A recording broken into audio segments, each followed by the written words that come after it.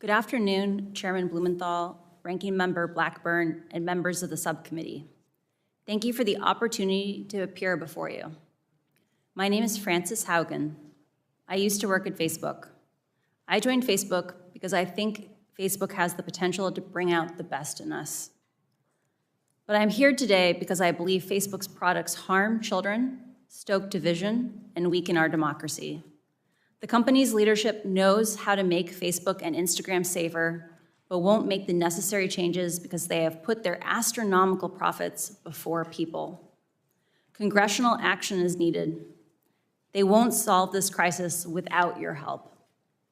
Yesterday, we saw Facebook get taken off the internet.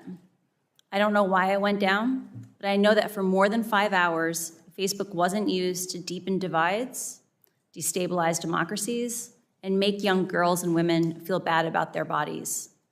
It also means that millions of small businesses weren't able to reach potential customers, and countless photos of new babies weren't joyously celebrated by family and friends around the world. I believe in the potential of Facebook. We can have social media we enjoy that connects us without tearing apart our democracy, putting our children in danger, and sowing ethnic violence around the world. We can do better. I have worked as a product manager at large tech companies since 2006, including Google, Pinterest, Yelp, and Facebook. My job has largely focused on algorithmic products like Google Plus Search and recommendation systems like the one that powers the Facebook newsfeed. Having worked on 4 different types of social networks, I understand how complex and nuanced these problems are. However, the choices being made inside of Facebook are disastrous for our children, for our public safety, for our privacy, and for our democracy. And that is why we must demand Facebook make changes. During my time at Facebook, first working as the lead product manager for civic misinformation, and later on counter-espionage, I saw Facebook repeatedly encounter conflicts between its own profits and our safety. Facebook consistently resolved these conflicts in favor of its own profits. The result has been more division, more harm, more lies, more threats, and more combat. In some cases, this dangerous online talk has led to actual violence that harms and even kills people. This is not simply a matter of certain social media users being angry or unstable, or about one side being radicalized against the other. It is about Facebook choosing to grow at all costs, becoming an almost $1 trillion company by buying its profits with our safety. During my time at Facebook, I came to realize a devastating truth. Almost no one outside of Facebook knows what happens inside of Facebook. The company intentionally hides vital information from the public, from the US government, and from governments around the world. The documents I have provided to Congress prove that Facebook has repeatedly misled the public about what its own research reveals about the safety of children, the efficacy of its artificial intelligence systems, and its role in spreading divisive and extreme messages. I came forward because I believe that every human being deserves the dignity of the truth. The severity of this crisis demands that we break out of our previous regulatory frames. Facebook wants to trick you into thinking that privacy protections or changes to Section 230 alone will be sufficient. While important, these will not get to the core of the issue, which is that no one truly understands the destructive choices made by Facebook except Facebook. We can afford nothing less than full transparency. As long as Facebook is operating in the shadows, hiding its research from public scrutiny, it is unaccountable. Until the incentives change, Facebook will not change.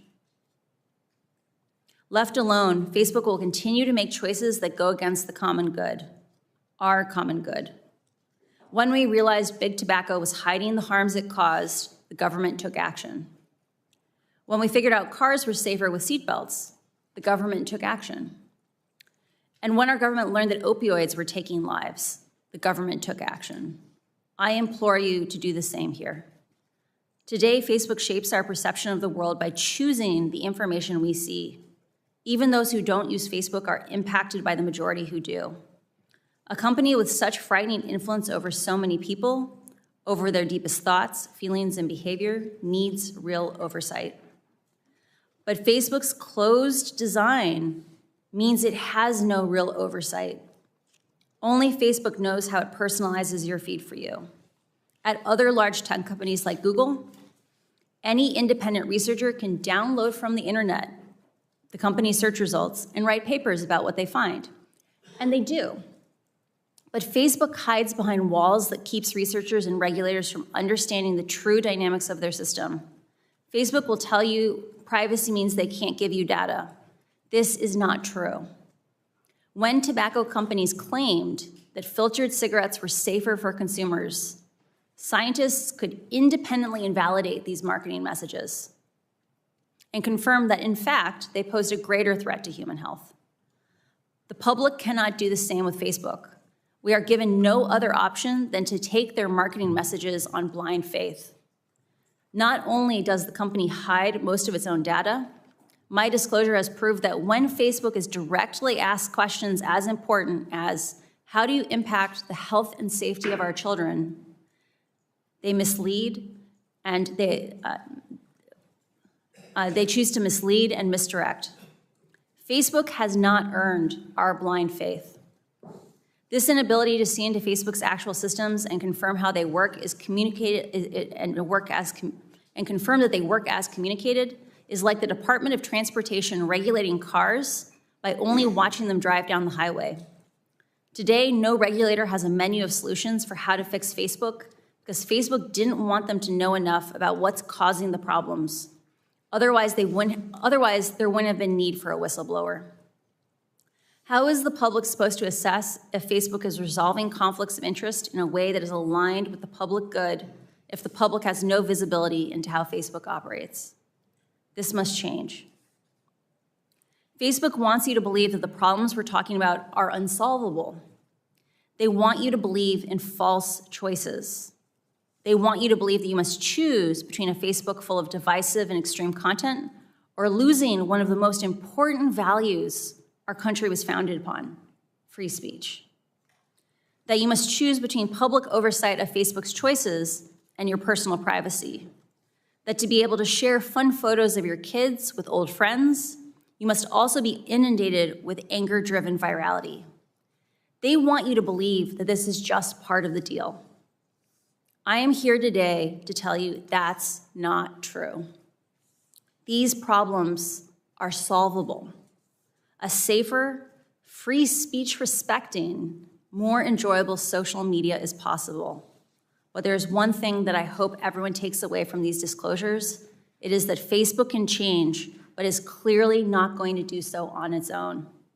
My fear is that without action, divisive and extremist behaviors we see today are only the beginning. What we saw in Myanmar and are now seeing in Ethiopia are only the opening chapters of a story so terrifying, no one wants to read the end of it.